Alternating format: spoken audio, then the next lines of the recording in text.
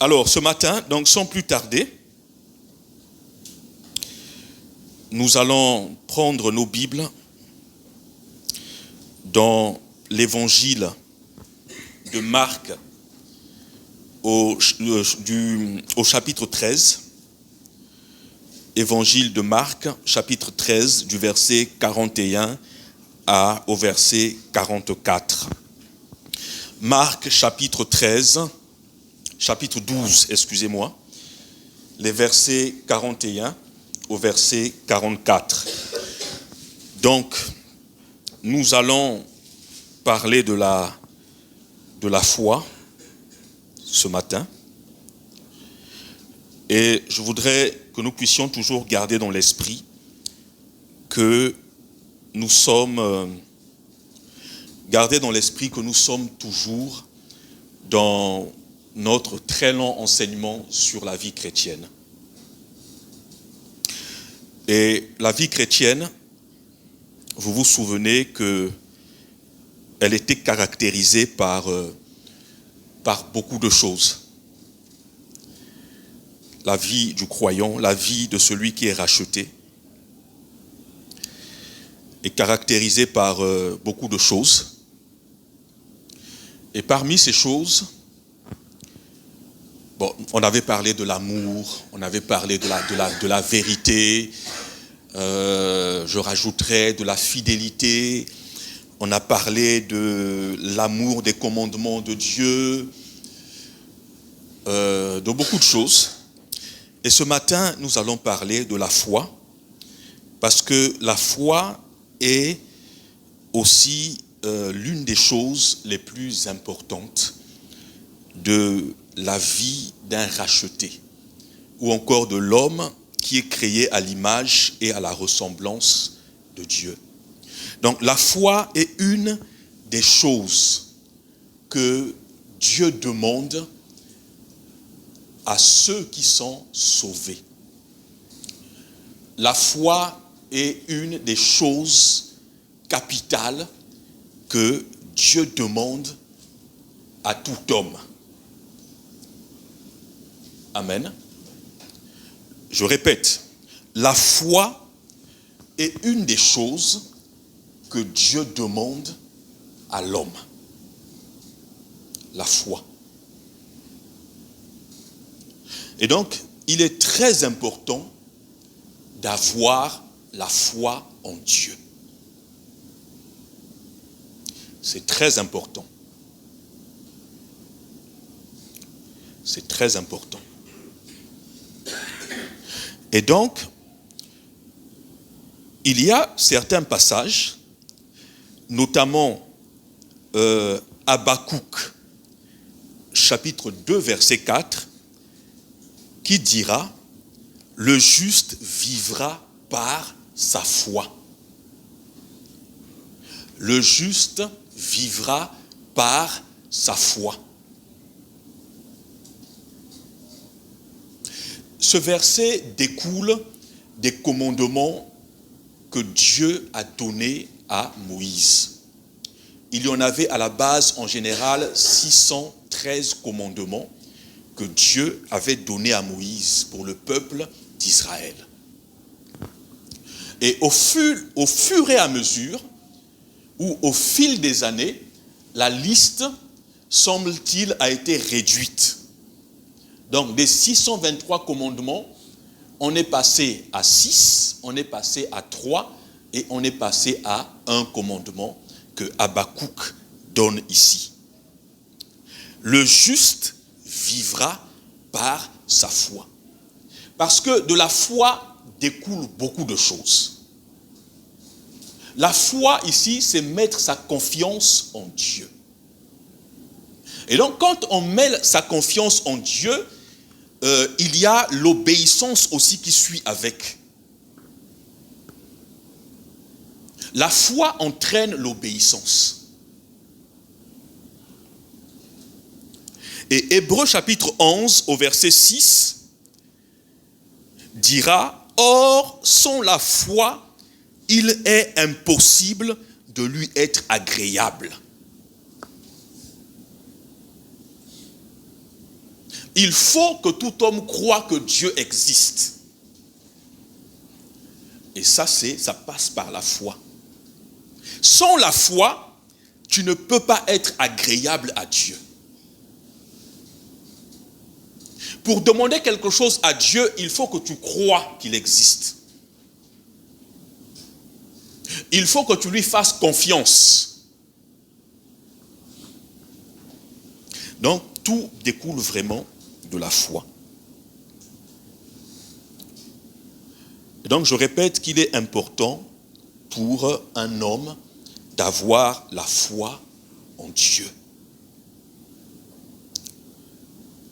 Il est important d'avoir la foi en Dieu.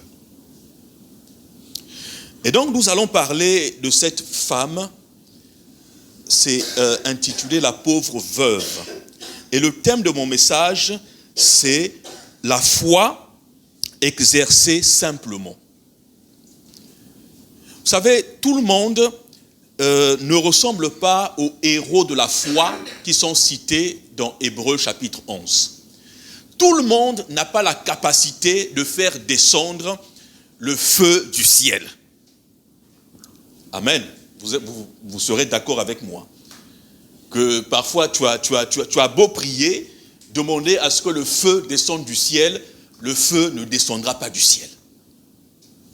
Sauf si vraiment tu te trouves, parce que rien n'est impossible à Dieu, sauf si tu te trouves sur une île, tu échoues sur une île et tu n'as pas l'allumette, tu n'as aucun moyen d'avoir du feu. Dieu peut faire un miracle. Dieu peut faire un miracle. Le feu peut venir de quelque part. Dieu peut faire un miracle. Alors, donc, notre passage, le thème de mon message, la foi exercée simplement. Et je disais que tout le monde n'a pas la capacité de fermer la gueule des lions. Tout le monde n'a pas la capacité de prier et que la pluie va descendre. Dieu est souverain. Tout le monde n'a pas la capacité de faire des grands exploits comme dans Hébreux chapitre 11 qui nous cite les héros de la foi qui ont fait des grands exploits. Mais bien aimé, la foi, elle peut s'exercer simplement et au quotidien. On n'a pas forcément besoin de faire des grands exploits. La foi, simplement. La foi, exercée simplement au quotidien à travers des petits gestes de la vie. Est-ce que vous savez que c'est possible de faire ça? Hein? Est-ce que vous savez que c'est possible de faire ça? Tous les jours, manifester des actions de foi, mais qui touchent le cœur de Dieu. Alléluia. Dans la vie chrétienne, on aime les grandes choses.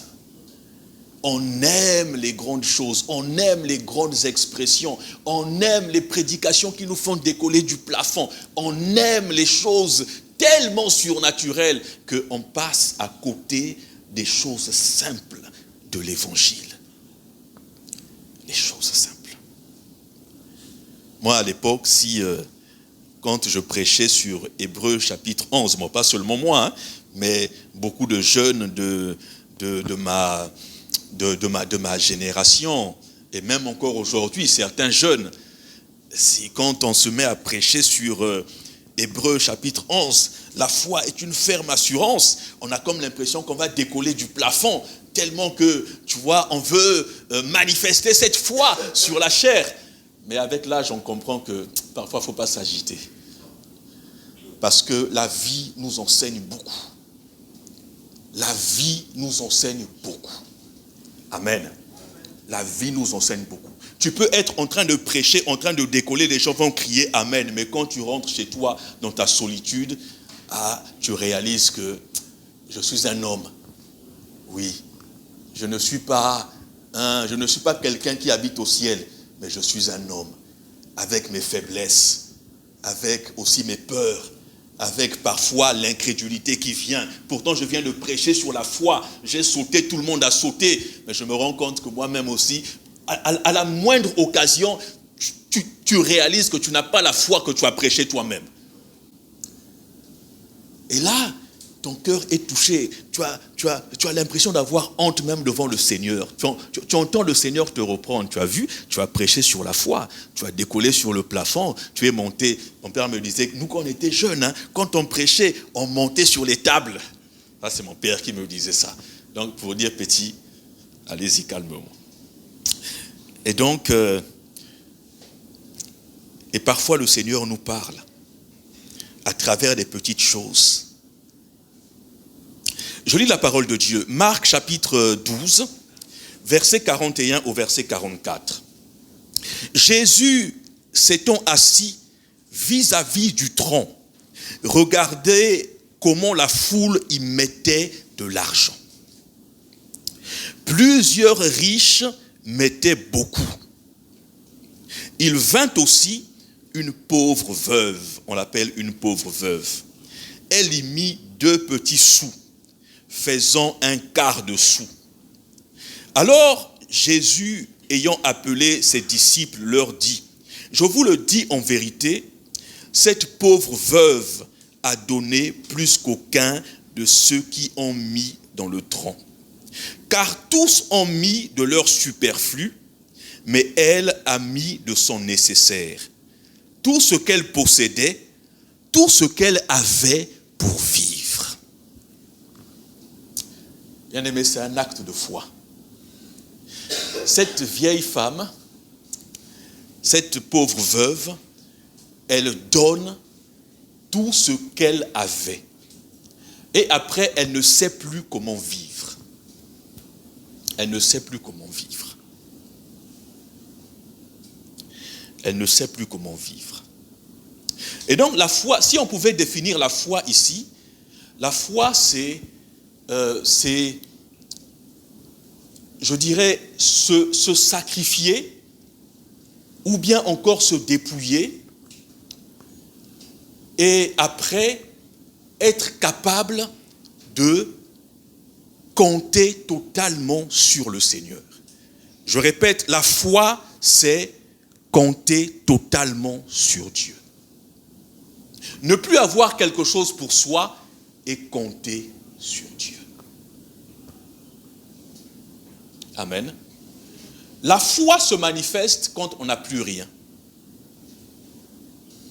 Et c'est là où on commence à fixer les regards vers le Seigneur.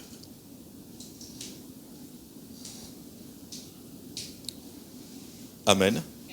La foi se manifeste quand on n'a plus rien. Donc nous allons voir quelques petits points. D'abord, Jésus, la scène se passe où? La scène se passe dans le temple de Jérusalem. Il y avait un endroit qu'on appelait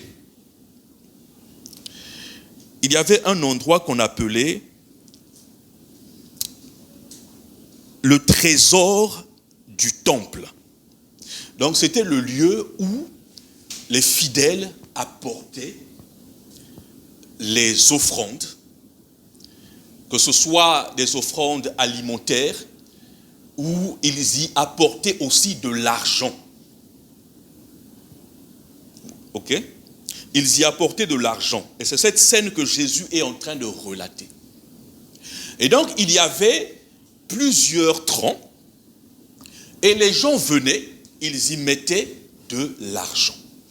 Jésus était assis quelque part et il observait. Il observait qui mettait de l'argent. Il y avait les riches qui venaient et ces riches-là, ils mettaient beaucoup d'argent. Ils mettaient beaucoup d'argent. Et dans la foule, il y a une pauvre veuve qui vient et qui donne ce qu'elle avait. C'est tout ce qu'elle avait. Et après, elle ne sait plus comment vivre. Ça nous rappelle un peu l'histoire de la veuve de Sarepta. La veuve de Sarepta qui fait un gâteau à Élisée. Et après, elle ne sait plus comment elle et son fils vont vivre. Donc, elle a donné tout ce qu'il lui restait à vivre avec son fils. Elle ne savait plus comment vivre. Il y a encore des gens comme ça qui sont capables de donner tout ce qu'ils possèdent à Dieu. Et ensuite, ils ne sauront plus comment vivre. Ils se sont dépouillés pour le Seigneur, mais ils apprennent à faire confiance à Dieu. Est-ce qu'il y a encore des gens comme ça dans cette génération? Une génération où l'amour de l'argent a pris le cœur, où le matérialisme s'est saisi de nos cœurs. Est-ce qu'il y a encore des hommes et des femmes qui peuvent manifester une telle foi? Ou bien nous cherchons à manifester des foi en parole. Ah, j'ai la foi. Ou encore une foi pour faire des grands exploits. Mais est-ce qu'il y a encore des hommes et des femmes qui sont capables de se dépouiller pour le Seigneur? Ça, c'est un sujet de réflexion. Moi, je méditais dessus hier, je me suis dit, moi-même aussi, je me retrouve. Suis-je encore capable? Bien aimé, avant, je pouvais me dépouiller, mais aujourd'hui, je dis, avec l'amour de l'argent, avec le matérialisme, la peur du lendemain, suis-je encore capable de faire ce que je faisais hier? Me dépouiller pour le Seigneur. Bien aimé, c'est la foi que Dieu attend de nous. C'est cette foi que Dieu attend de nous. Dieu n'attend pas que nous puissions nous agiter. Dieu n'attend pas que nous puissions faire des grands exploits. Mais Dieu voudrait que nous puissions agir au quotidien. Quelqu'un manque de quelque chose, je manifeste la foi. Il y a un besoin à l'église. Je ne regarde pas à mes propres intérêts, je manifeste la foi. Bien aimé, parce que je sais que Dieu agira. La foi est récompensée. Les actions de foi sont... Dieu récompense des actions de foi. La veuve de Sarepta, elle n'est pas morte comme elle le pensait. Mais Dieu a pris soin d'elle. La pauvre veuve, Jésus n'a dit nulle part que cette femme est morte parce qu'elle a donné le peu qui lui restait pour vivre. La foi est récompensée. Dans le siècle dans lequel nous sommes aujourd'hui, il faut que nous puissions nous rappeler que Dieu rémunère la foi. Dieu rémunère notre foi. Ma prière ce matin, bien aimé, que Dieu brise l'incrédulité. Que Dieu brise nos cœurs. Qu'il nous aide. Parce que, bien aimé, c'est pas facile, c'est difficile d'exercer la foi aujourd'hui. Mais avec la puissance de Dieu, c'est possible. C'est pourquoi nous abordons ces sujets. Ce ne sont pas des sujets de condamnation. Mais c'est comme un cri de cœur. C'est un cri pour dire, Seigneur, je n'y arrive pas. Je veux faire quelque chose. Je veux exercer la foi. Je veux manifester la foi, mais je n'y arrive pas. Seigneur, aide-moi. Aide-moi à être comme cette femme. Il y a encore une femme, Marie, de Magdala, je pense, qui avait versé le parfum, un parfum cher sur la tête de Jésus. Jésus dira, dans les générations qui vont suivre, on parlera de cette femme. À cause de l'action qu'elle a posée, on parlera de cette femme. La foi est récompensée. Et Dieu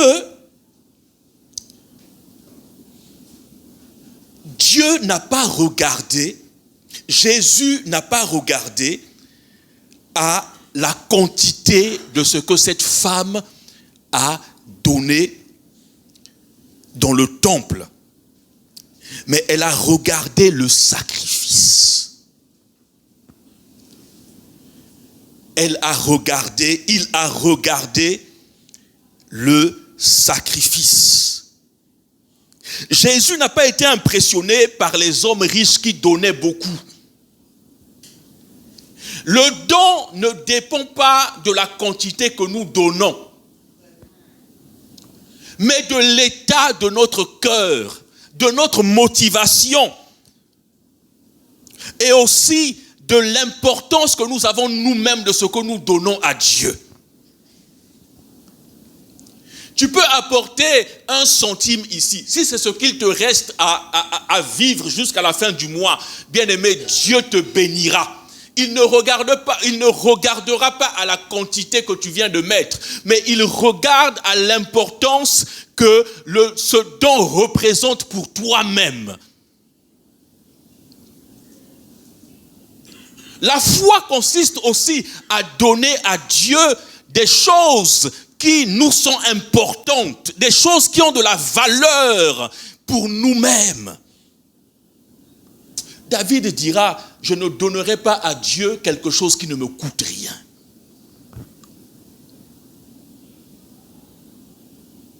Je ne donnerai pas à Dieu, je n'offrirai pas à Dieu quelque chose qui ne m'a rien coûté.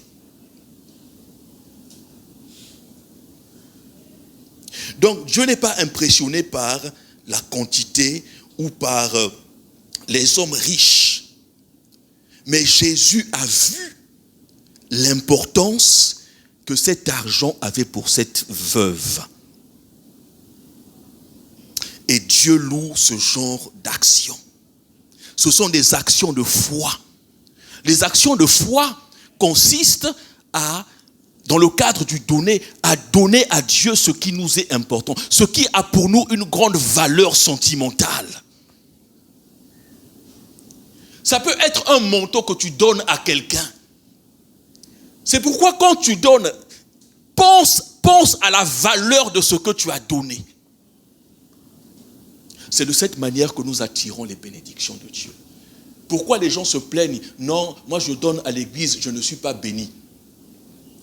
La mauvaise connaissance de la parole de Dieu. Et ça, c'est fréquent. Je donne à l'église, je ne suis pas béni. Mais qu'est-ce que nous donnons à Dieu et comment nous donnons à Dieu? Comment nous donnons à Dieu? Quelle est notre disposition? Est-ce que ce que nous donnons à Dieu, ce sont des sacrifices? Est-ce que ce sont des sacrifices? Est-ce que nous sacrifions pour le Seigneur? Nous-mêmes, nous sommes un sacrifice. Mais nous sommes un sacrifice lorsque nous avons un cœur brisé.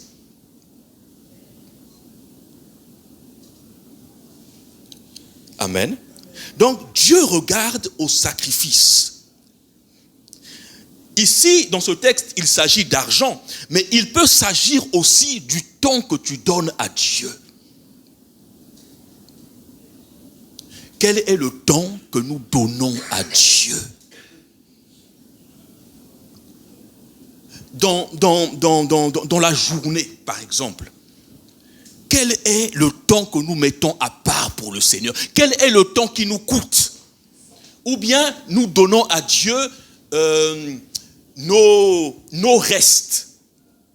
C'est-à-dire que tu te lèves le matin, tu n'as pas eu le temps de te présenter devant le Seigneur. Tu vaques à ta journée, tu vaques à tes activités. Tu n'as pas eu le temps de penser à te présenter devant le Seigneur. Tu n'as pas pris un temps de prière. Mais c'est le soir quand tu es fatigué. Je dis, ah Seigneur, voilà, je te donne mon peu. Prends. Vous savez, l'heure avant le coucher, avant de se coucher, c'est une heure, je dirais, négligeable. Tu es fatigué, donc tu n'as plus rien à donner à qui que ce soit. Et cette heure-là, tu la donnes à Dieu. Bien-aimé, ce n'est pas un sacrifice. Mais nous devons apprendre à nous sacrifier nous-mêmes aussi. Prendre le temps précieux que tu as et le donner à Dieu, c'est un sacrifice. Tu as pris de ton temps qui était précieux.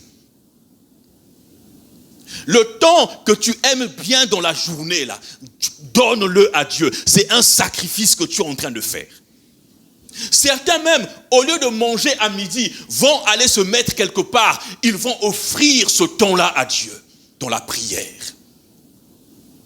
Mais entre-temps, il a laissé la nourriture qui lui tient tellement à cœur. Et il a sacrifié ce midi-là à Dieu. Quel est le temps, le temps que tu aimes dans la journée? Donne-le à Dieu. C'est peut-être le soir quand tu rentres de la maison, tu veux regarder une série, mais tu peux te dire, ce temps-là, non, je ne regarde pas la série, mais je vais m'enfermer quelque part, je vais l'offrir à Dieu. Je sais que c'est un moment que j'aime bien, c'est un moment que j'aime bien. Ou le matin encore, c'est un moment que j'aime bien, mais au lieu de faire autre chose, je le consacre à Dieu. Parce que c'est un moment que j'aime, ça me tient à cœur, mais je ne le garde pas pour moi, je veux l'offrir à Dieu. C'est un sacrifice de foi. C'est un sacrifice de foi. Et nous devons poser de telles actions. Ne donnons pas notre superflu à Dieu. On ne recevra rien en échange. Vous me direz certainement qu'on ne donne pas à Dieu pour recevoir quelque chose. Ça, c'est de la fausse modestie. Bien aimé, ce que nous faisons à Dieu là, nous sommes rémunérés. C'est une réalité. On s'attend à recevoir quelque chose de la part du Seigneur. On s'attend à recevoir quelque chose. Donc, donnons à Dieu des choses de qualité. Donnons à Dieu des choses de qualité. Il y a des promesses dans la Bible pour ceux qui donnent. Ils recevront. Celui qui donne, il lui sera donné. Ce sont des promesses qui sont dans la Bible. Et sauf que, dans la plupart des cas, les fidèles qui donnent, je ne parle pas de l'église d'ici seulement, mais je parle des fidèles en général. Dans la plupart des cas, les fidèles qui donnent n'ont pas des témoignages que Dieu leur a donnés en retour. Les fidèles qui donnent ne reçoivent quasiment rien en retour. Parce que, en général, la manière de donner n'est pas la bonne. Ou encore, ce qu'on donne à Dieu n'est pas la part qu'on devrait lui donner par la foi. Ça ne nous a rien coûté. Mais c'est ça que nous donnons à Dieu. Vous savez que dans le temple, quand on sacrifiait les animaux, il était interdit, et ça c'est Dieu qui avait donné cette prescription, d'offrir à Dieu un animal malade. Un animal qui avait peut-être une patte cassée, une patte plus petite que l'autre, ou bien un animal chétif. C'était interdit. Vous voyez? C'était interdit. Donc eux déjà, à l'époque, ils savaient qu'on n'offrait pas à Dieu n'importe quoi. C'est pas parce que c'est une vache, même si elle est malade, mais comme c'est une vache, tu vas l'emmener devant le Seigneur, et puis le sacrificateur va tuer l'animal et l'offrir à Dieu comme ça. Non. Il y avait des principes. C'est vrai que nous ne sommes plus sous la loi aujourd'hui, mais ces principes restent valables. Ces principes restent valables. Dieu ne prend pas n'importe quoi.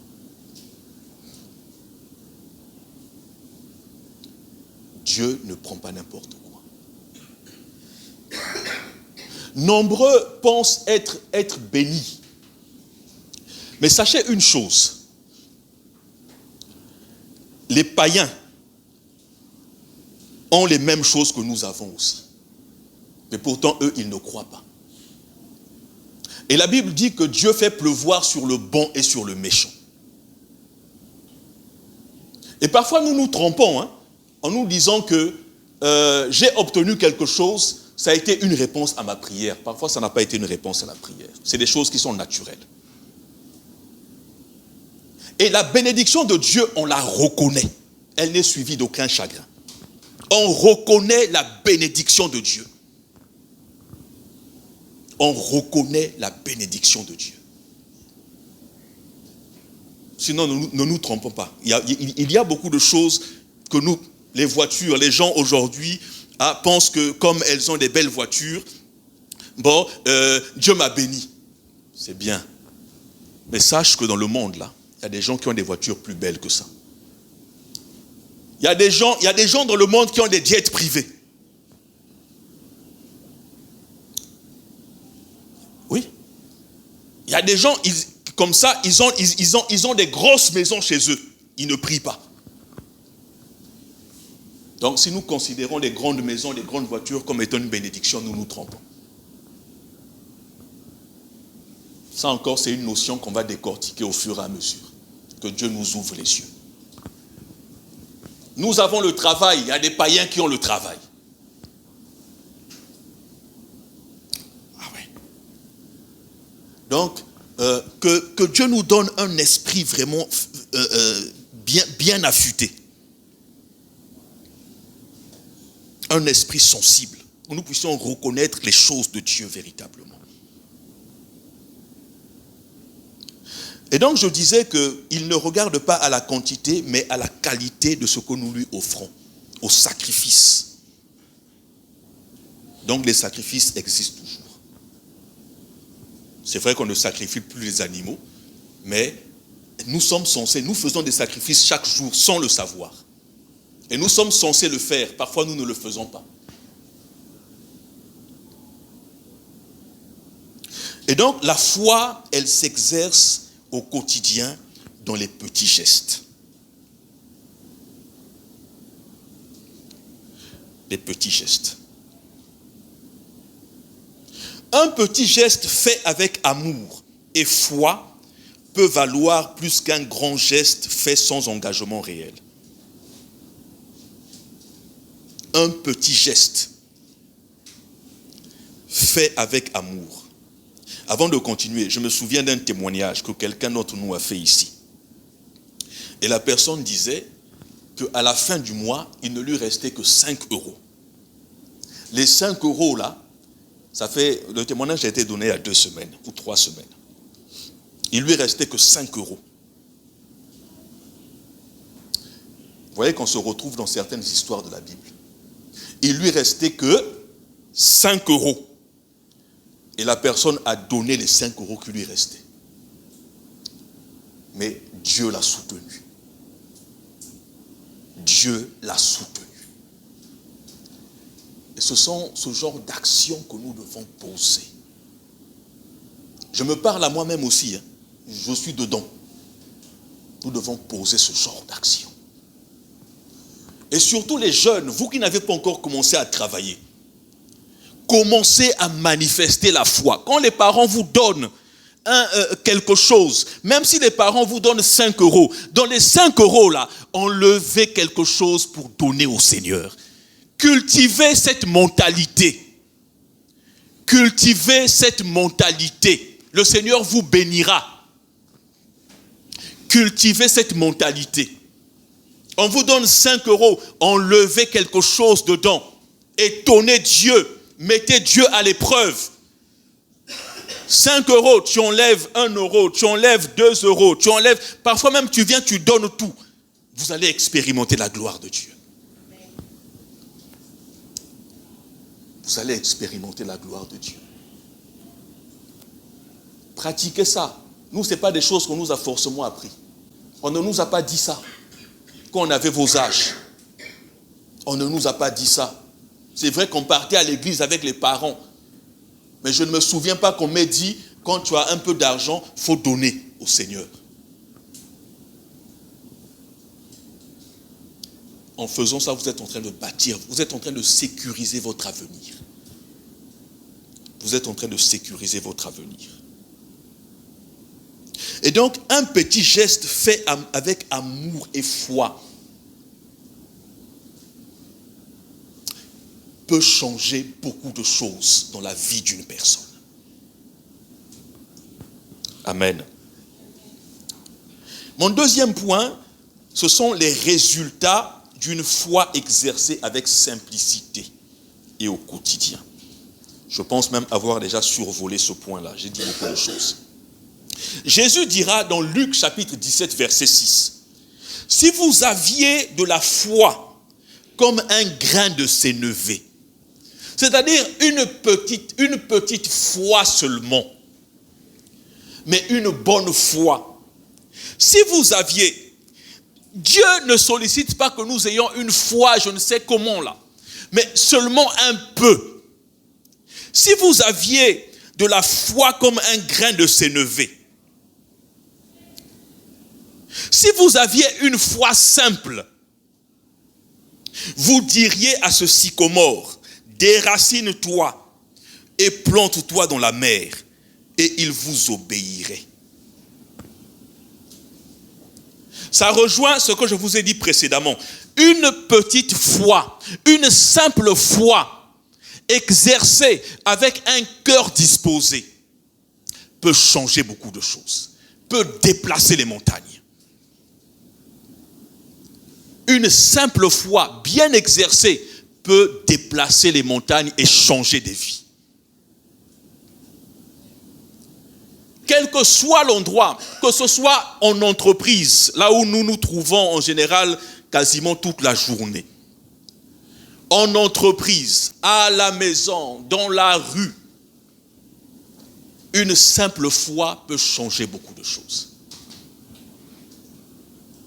Cette femme n'a pas attendu d'avoir des millions pour venir déposer, mais elle a pris ce qu'elle avait de plus petit et de plus important pour elle. Elle a donné au Seigneur. Parfois, nous attendons d'avoir beaucoup de choses pour exercer la foi. Ce n'est pas ce que le Seigneur demande. Mais notre Jésus est tellement simple dans ses enseignements. Tellement simple. Une foi basée sur le Seigneur, pas sur nous-mêmes. Donc, si vous aviez de la foi comme un grain de sénévé, vous diriez à ce sycomore, déracine-toi et plante-toi dans la mer, et il vous obéirait.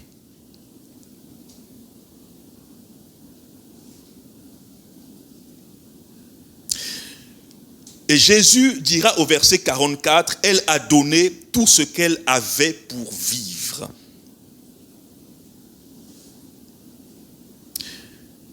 Quand nous avons tout donné à Dieu, quand nous avons renoncé à tout, c'est alors que Dieu vient à notre secours. Et je vous disais au départ que Dieu récompense la foi des uns et des autres. Dieu récompense la foi. Dieu récompense celui qui donne avec foi, celui qui donne ce qu'il a de précieux. Celui qui sacrifie à Dieu quelque chose qui lui appartient. Dieu rémunère et Dieu soutient cette personne. Elle ne manque de rien. Et c'est là où le psaume de David, le psaume 23, a de l'importance. L'Éternel est mon berger, je ne manquerai de rien. On récite ce psaume. Mais est-ce que l'Éternel est réellement notre berger? Est-ce que nous apprenons à sacrifier à Dieu? Est-ce que nous connaissons qui est Dieu pour recevoir quelque chose en retour? L'Éternel est mon berger, je ne manquerai de rien.